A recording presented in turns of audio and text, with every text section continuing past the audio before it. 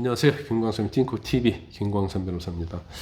이제 곧 있으면 이제 구정이 다가오고요. 그러면서 이 구정을 이용한 그러한 보이스피싱이 엄청나게 활개를 많이 치고 있어요. 그리고 우리가 다 보이스피싱이라는 걸 다 알 것 같은데 그렇지 않아요.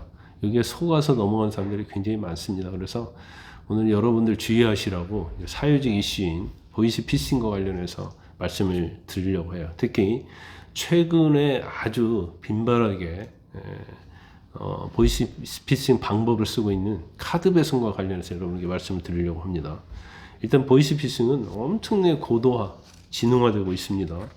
그래서 범죄 조직이 카드를 배송하는 배송원이나 집배원을 사칭해서 전하는 데 그치지 않고 실제적으로 실물 카드를 우편함에 넣어요. 그래서 직접적으로 전달하는 방법으로 범행을 시도하고 있기 때문에 이건 주의를 하셔야 돼요. 더군다나 이 같은 수법에 걸려든 피해자들은 자기 명의가 도용돼서 카드가 발급됐나?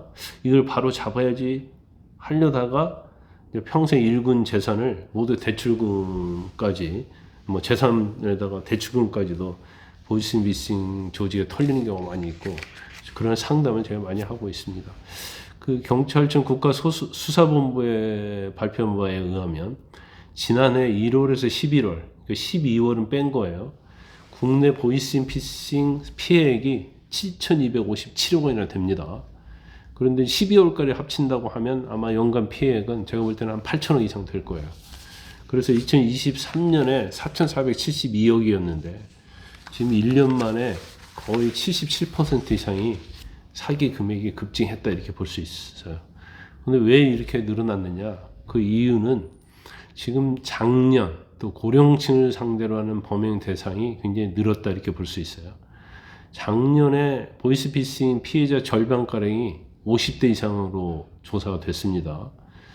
근데 50대 이상 피해자 비중은 2023년도에는 32.1%였어요. 근데 작년에 47.6%로 늘어났습니다. 그리고 20대 이하는 47%에서 26.4%로 줄었어요.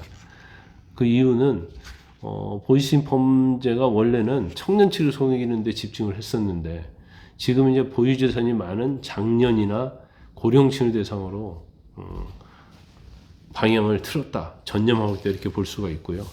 그러니 이 범죄 조직들이 주로 노리는 연령대는 60대고요.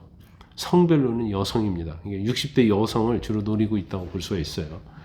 왜냐하면 60대 여성이 일반적으로는 범행 수법에 대한 정보가 부족하고 심리적 압박에 좀 민감한 편에 속하기 때문에 이걸 이용한 거다 이렇게 볼 수 있어요.